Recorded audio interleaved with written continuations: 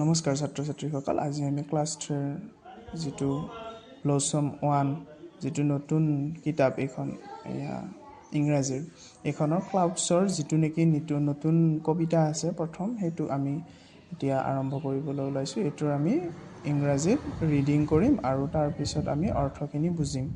এতিয়া ক্লাউডছ মানে হৈছে বতৰ বা হোৱাইট শ্বিপ। হোৱাইট মানে হৈছে বগা, শ্বিপ মানে হৈছে ভেড়া, বগা ভেড়া। On a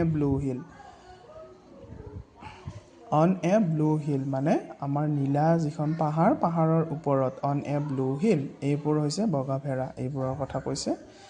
when the window stops, যেতিয়া নেকি কি হয় বতাহ, উইণ্ড মানে হৈছে বতাহ, যেতিয়া বতাহবোৰ ৰখি যায়, ইউ অল ষ্টেণ্ড ষ্টিল, আৰু সিহঁতবোৰ কি হৈ যায়, ষ্টেণ্ড মানে ৰখি যায়, ষ্টেণ্ড মানে থিয় হয়, ষ্টিল মানে ৰখি যায়, অলপ সময়ৰ কাৰণে ৰখি যায়। হোৱেন দ্য উইণ্ড ব্ল'ছ, যেতিয়া নেকি বতাহ আকৌ ববলৈ ধৰে, তেতিয়া ইউ ৱাক এৱে শ্ল', আকৌ সিহঁত লাহে লাহে যাবলৈ আৰম্ভ কৰে।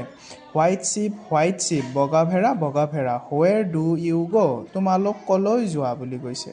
আৰু এইটো এই যিটো নেকি ক্লাউডছ, আমাৰ যিটো নতুন প্ৰথম পেজটোৰ যিখন কবিতা, এই কবিতাটো ক্ৰিষ্টিনা ৰচেষ্টি নামৰ ৰাইটাৰজনে লিখিছে। আজি এইখিনিয়ে, তাৰপিছত বাকীখিনি আকৌ আমি আৰম্ভ কৰিম। এইখিনিয়ে আজি আছিলে।